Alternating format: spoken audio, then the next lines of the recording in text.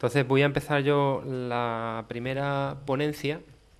Voy a intentar ser breve para dar prioridad al resto de ponentes, y como luego tenemos una rueda, una mesa redonda, abrimos un poco el debate para finalizar el día. Este último bloque trata de un poco de buscar aplicaciones a lo que hemos visto durante la mañana.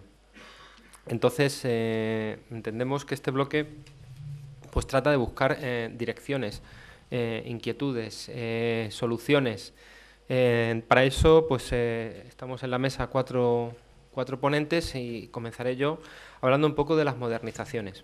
Como representante de SEIASA en Extremadura, pues qué mejor de hablar un poco del desarrollo que se hace en las infraestructuras extremeñas. SEIASA, para el que no nos conoce, pues fue creada en el año 1999 y está constituida por 4 zonas que están representadas ahí en la ponencia, cuya presidencia está en Madrid, y que tengo el honor de estar siendo escuchado por mi presidente, que le tengo aquí de frente, con lo cual espero hacerlo lo mejor que pueda. Y entonces nuestro objeto fundamentalmente es la financiación, ejecución y explotación de las obras en infraestructuras de modernización y consolidación de los regadíos. En concreto, pues aquí lo que me corresponde a mí como jefe de la oficina operativa de SEIASA es aquí en Extremadura. Sin más, vamos al meollo de la cuestión. Pues primero unas pinceladas que me gusta siempre comentarlas. El agua como un bien escaso. Eso de que agua es un recurso renovable, pues una pequeña reflexión para enfocar un poco la ponencia. El 97% del agua es agua salada y el 3% es agua dulce. De ese 3%, solo un 30% está en ríos y aguas subterráneas, con lo cual representa un 1% del total. Pero es que de ese 1% del total, solo tenemos un 0,4% fácilmente extraíble. Es decir, que el agua es un bien escaso y por lo tanto se necesita de un buen uso del mismo, y por ser un recurso no escaso, pero en la medida posible se irá haciendo escaso. Perdón. El agua como bien finito y vulnerable, porque el aumento de la población es patente. Según la ONU, la población mundial en el 2050 serán 9.000 millones. Pasamos de 6.400 a 9.000, con lo cual habrá más bocas para dar de comer. Y la ONU fija un umbral de 1.000 metros cúbicos por habitante año para decir que está en cierto bienestar en una persona. Ese habitante en España pues está por encima de la media, pero están esos umbrales en donde existen zonas en las que existen ciertos riesgos ya de estar cerca del umbral. No todo el territorio español llueve igual para todos, con lo cual el agua empieza a ser un bien escaso en determinados países del mundo. Por ejemplo, en Groenlandia pues hay exceso de agua porque hay pocos habitantes supervivientes también, mientras que en Kuwait, pues, por ejemplo, solo hay 10 metros cúbicos. Con todo esto, pues enfocar que medio mundo está expuesto a aguas contaminadas, con lo cual ahí todavía más es un bien mucho más escaso. Y la agricultura es el principal consumidor de agua, porque tenemos que dar de comer a toda esa población en un aumento, y además con un volumen de agua que cada vez va siendo más a repartir, con lo cual estamos hablando que tenemos que mejorar la productividad de nuestros regadíos para poder dar de comer a esa población creciente y con un recurso de agua cada vez más escaso. Por lo tanto, la productividad la podemos medir como kilogramos de producto partido por metro cúbico de agua, o también euros por metro cúbico de agua. Y enlazando un poco con el trasfondo de las ponencias de hoy, pues esos euros los tenemos que una elevada productividad se traduce, obviamente, porque viene dada directamente proporcional por un elevado en los euros, y porque la electricidad la vamos a hacer vamos a intentar reducirla lo máximo posible. Cosa que ahora va un poco, como estamos viendo a lo largo del día, va un poco en contraposición, porque las tarifas eléctricas se nos están comiendo esos costes. Con lo cual tenemos que buscar la eficiencia también en el recurso eléctrico, que es una de las partes que afrontan las modernizaciones de las infraestructuras. ¿A quién beneficia todo esto? Pues obviamente a la sociedad en general, al productor, porque produce más bienes, más productos, y por lo tanto va a reducir sus costes, va a intentar reducir sus costes con la máxima productividad. Y también, obviamente, vamos a beneficiar al medio ambiente. muy en boga ahora mismo en la sociedad en la que vivimos. Todo eso, para una buena gestión del agua, se necesita de eficiencia y de estrategias de riego. Para eso necesitamos mejorar el servicio de entrega de agua y también un uso racional de esos recursos que hemos comentado anteriormente. Para eso existen organismos, entre ellos pues, ministerios, las consejerías, concretamente aquí en Extremadura, y la eficiencia se consigue mejorando las instalaciones, por lo menos en las parcelas. Los estudios agronómicos, en términos generales, en una media y con unos suelos medios, obviamente, pues estábamos que los riegos por goteo pues están en unas eficiencias superiores al 90-95%, frente a la aspersión que está en el 70-80%, o por gravedad que en el 40 y 65% de eficiencia en la aplicación en los riegos. Entonces, para hacer más eficiente el agua también hay que partir de la mejora de las infraestructuras a nivel general, a nivel global. Por lo tanto, desde una presa, los canales de confederación van a suministrar esa agua a nuestras comunidades de regantes, o a las comunidades de regantes en particular. Y esas comunidades de regantes pueden tener pues, unas compuertas en sus cabeceras que dan suministro a sus parcelas, bien mediante redes de acequias, como son habituales, por ejemplo, en las zonas que estamos aquí asentados, como es, por ejemplo, el canal de Orellana, que estoy viendo integrantes de la comunidad de regante, y muchas comunidades de regantes de vegas altas, medias y bajas.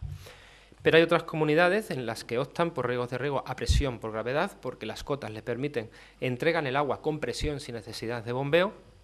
Y también tenemos comunidades que necesitan balsas de regulación. Esta mañana lo escuchaba Juan Antonio Merino, para establecer bombeos directos, como lo decía el profesor Luis Narvate, pues bombeos a presión constante, necesitan de balsas de regulación para amortiguar las demandas, subidas y bajadas de demanda que está demandando el bombeo directo aguas abajo. Y luego existen los bombeos directamente a embalses de copas, que son más fáciles de regular, que es lo que me ha parecido entender en la ponencia de esta mañana del profesor Luis Narvate.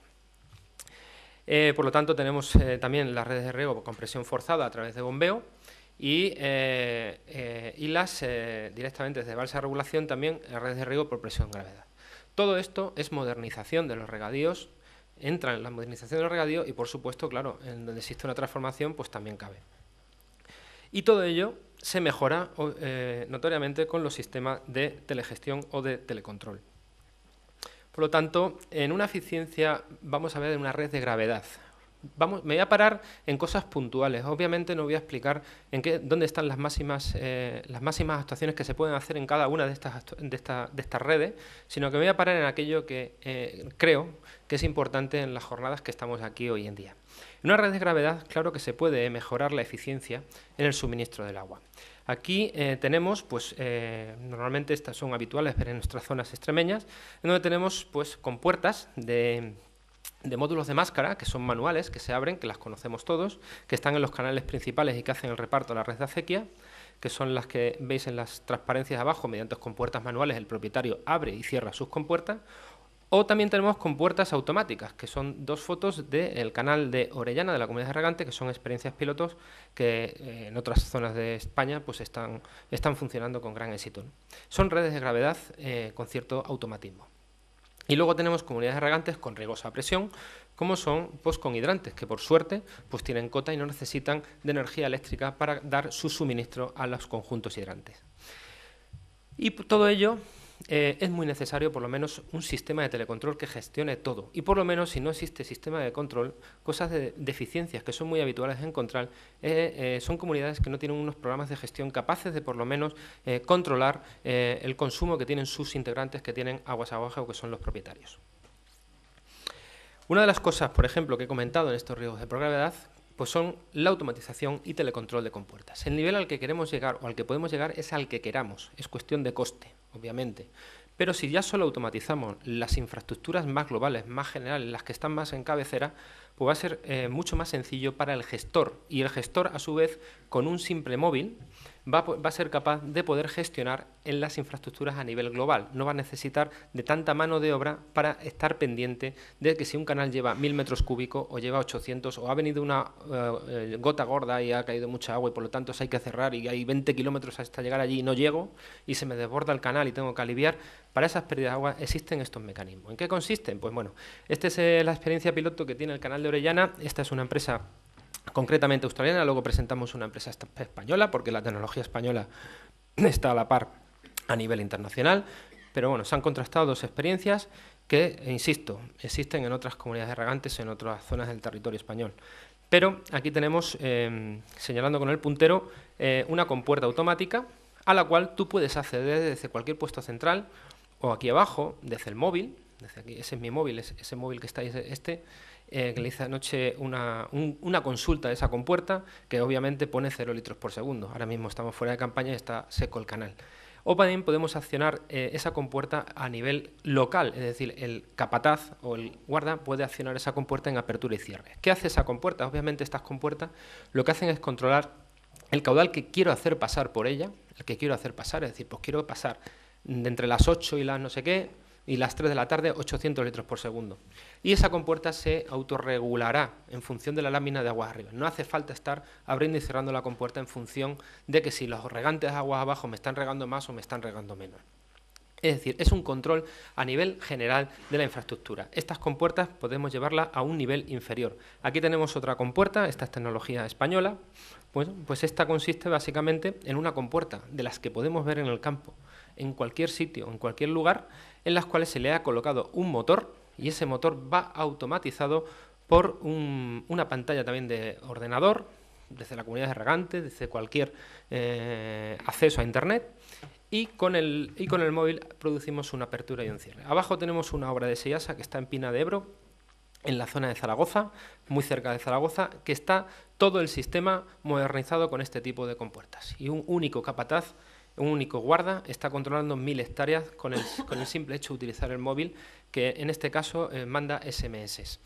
Estas experiencias pues se pueden observar in situ aquí o en otras zonas regables. Es una manera de llevar mayor eficiencia, mayor control de los consumos en canales a nivel general. Modernización, bueno, tocar las modernizaciones de acequias puras y duras, que son la sustitución de acequias o canaletas. Por ejemplo, quería poner quería ponerlo de manifiesto. Tenemos una obra, que tenemos representantes aquí de una constructora también. Bueno, pues tenemos una obra ahora mismo en cuestión porque no hemos sensibilizado con el tema de los robos de las acequias, de las tajaderas. Pues está diseñada ahora mismo una tajadera en PRFV, concretamente esta que está aquí a la derecha, que sin fuga al fuego, que se puede exponer al fuego y no se quema. Entonces esperemos que los vándalos, digamos, no se lleven los plásticos, porque antes se llevaban el acero por estas cuestiones. Estas tajaderas también se pueden controlar telemáticamente o por telecontrol el consumo que tienen. Diremos cómo, el automatismo es el que queramos, podemos colocar un aparatito que nos dice en función de la apertura el caudal que está pasando, o bien mediante un sensor electrónico, decir el guarda, mediante una PDA, mandar automáticamente a la comunidad de regantes cuánto es el caudal que está demandando ese propietario en ese tiempo. También tenemos las impermeabilizaciones. Y también tenemos entubados también de acequias. Abajo son acequias de Seiasa. A la izquierda es un canal general que está entubándose con tubería de 1800 milímetros. Esto es en zonas de Tarragona. Es decir, que los canales principales se entuban, llega a tener una presión de 1 kilo de presión, con lo cual a partir de estos canales ya se puede presurizar toda la red de riego, es decir, que ya desde cabecera, desde el pantano, ya está tomando presión el propio canal. No en alta, pero sí en baja, por lo menos ya estamos llevando presión hasta nuestra zona regable. A la derecha pues es el entubado típico de acequias, como quedaría, que es una manera algo más eficiente de evitar pérdidas en canales. Y pasando a la parte de red de impulsión, ¿en dónde podemos tocar? Bueno, pues podemos tocar en las balsas, bueno, pues colocar láminas para evitar pérdidas en las mismas y tener una regulación mucho más constante de la red de riego. Y luego tenemos lo que son las estaciones de bombeo, un importante problema ahora con las tarifas eléctricas, que van a desembocar en los hidrantes, que son los conjuntos hidrantes que vemos en la transparencia. ¿Dónde podemos tocar? Bueno, pues tenemos las estaciones de bombeo, ahí tenemos una construcción de una estación de bombeo, en donde podemos poner motores de alta eficiencia, que ahora mismo he visto yo comunidades regantes en donde tienen, luego como tenemos una ponencia de auditoría, yo creo que puede ser interesante tocar también estos temas, en donde las eficiencias en los bombeos a veces dejan muchísimo que desear, pudiendo llegar a rendimientos de 80-90%, se están observando rendimientos del 50%, es decir, es como si estuviéramos comprando la energía y la estuviéramos tirando a la basura. Aparte del coste que tiene. Un simple tema también en modernización, lo que son las filtraciones, obviamente, si tenemos que llegar a emisores de tamaño mucho más pequeño, pues tenemos que llevar a cabo una filtración mucho más precisa y, por lo tanto, requerimos de elementos de filtración que den al regante un suministro de calidad. Por eso ahí tenemos filtros de malla habitualmente colocados antes de los bombeos y a veces después de los bombeos. Hay uno que se coloca habitualmente después de los bombeos. O tenemos los filtros anilla. Los filtros anilla son más localizados cuando el regante de fondo quiere una calidad de agua muy exquisita, como es el riego por goteo, en donde está demandando 150 micras de finura de pureza del agua, para evitar que se obstruyan los goteos. Es menos habitual en comunidades más extensas, más grandes, como las que estamos habituados aquí en Extremadura. O bien también tenemos los filtros de arena, que también es otra alternativa a los tres tipos de filtros que tenemos. Una pequeña pincelada era. En cuanto a las estaciones de bombeo, podemos reducir el consumo energético. Sin tocar mucho más, aquí tenemos las tarifas eléctricas, que muy bien nos explicaba antes Javier. Ahí tenemos los periodos. El periodo a mitad de junio, la segunda quincena. Y todo julio nos pegan unos sablazos de 3 pares de narices. Porque el periodo 1, que es el más caro, y el periodo 2, que es el segundo más caro, es fundamentalmente las horas centrales del día, con lo cual solo tenemos efectivo para regar con un riego barato, o sea, en el periodo 6, 8 horas. Si dimensionamos la infraestructura para 16 horas sobre 24, obviamente estamos regando 8 horas con una penalización bastante fuerte en cuanto a lo que es el término de energía. Pero además, si le unimos el término de potencia, que aquí tengo datos del 2008 a 2013, pues estamos hablando que todo esto se produce un incremento del 370% y hemos estado hablando de incrementos muchísimo superior. Y obviamente el término de energía, como estaba diciendo, es mucho más caro que el resto. Estos son datos de una comunidad al azar.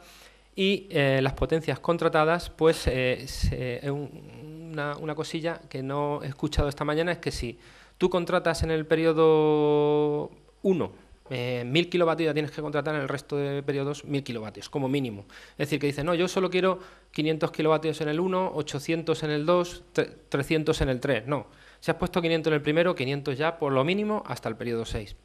Entonces, la verdad es que nos estamos atados en pies y manos en la eficiencia energética.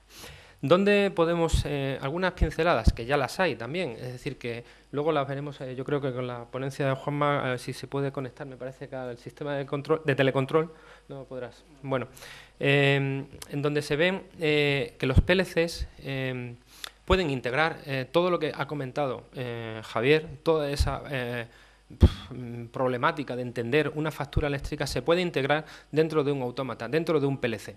Ese autómata y ese PLC, si tiene sus analizadores de redes, toda la instalación, tiene todas sus variables integradas en un PLC, en un autómata, ese PLC puede gestionar y le puede decir al consumidor, que es al gestor, le puede decir dónde nos estamos pasando o dónde tenemos que bajar o dónde tenemos que producir. Además, si la comunidad de regante hace una buena gestión de los pedidos de riego, es decir, que los está localizando con un programa en los periodos más baratos, pues obviamente esa factura eléctrica la tenemos que optimizar lo máximo posible.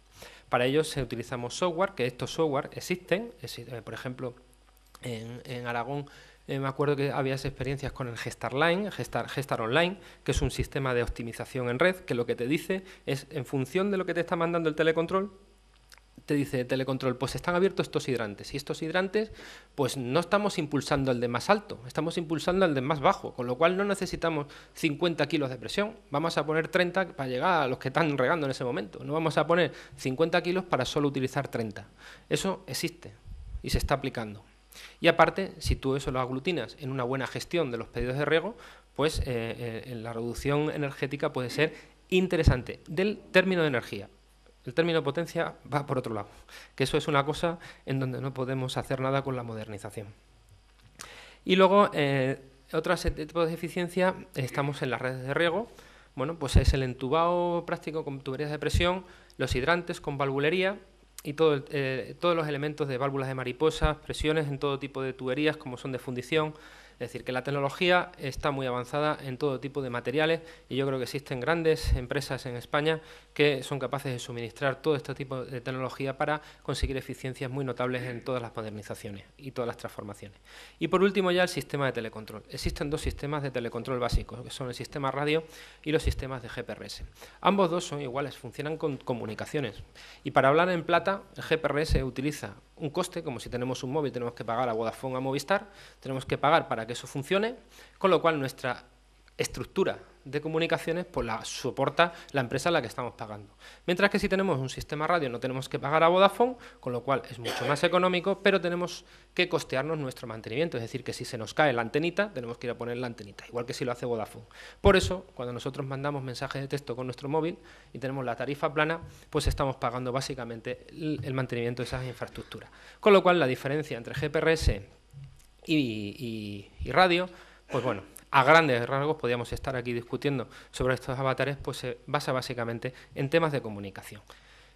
Con lo cual, lo que quiero decir con esto, que a lo mejor GPRS no se necesita de tanta tecnificación por parte de la comunidad de regantes y a lo mejor con radio un poquito más, pero no tampoco mucho. Si en el momento que te habitúes, la tecnificación debe ser mínima. ¿El sistema de telecontrol hasta dónde puede llegar? Pues podemos llegar hasta el nivel de hidrante, que es lo que marco ahí, que es hasta donde llegan las tuberías, es decir, hasta donde llegan los grandes conjuntos de hidrante.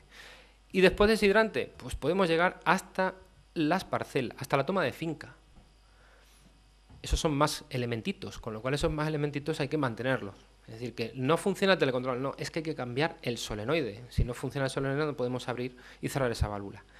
Y también tenemos hasta nivel de parcela, incluso tenemos una comunidad en Huesca, Almudévar concretamente, que está no solo gestionando la apertura y cierre de la toma del propietario, sino que dentro del propietario ya está gestionando la apertura y cierre de cada uno de los sectores de riego. Hay 3 sectores de maíz y 8 sectores de patata, yo qué sé.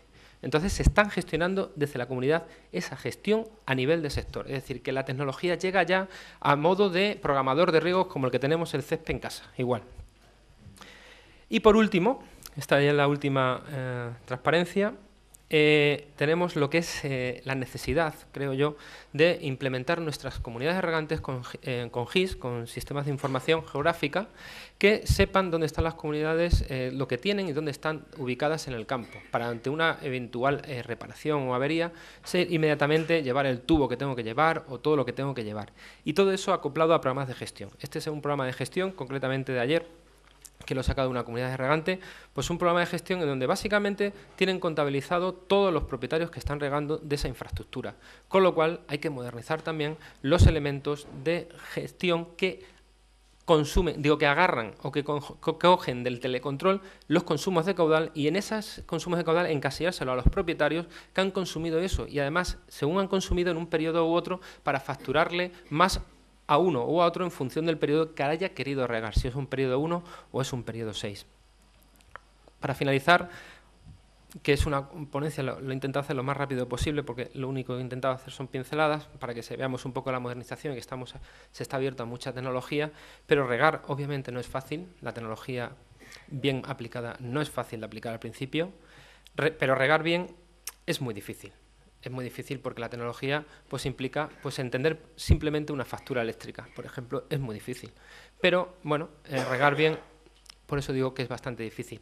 Y, sin embargo, gestionar bien los recursos estratégicos para una CR y para un país es fundamental para evitar que esos costes se nos disparen y, por lo tanto, la productividad sea lo mejor para el regante, que es la finalidad. Muchas gracias y con esto pues doy paso al siguiente ponente.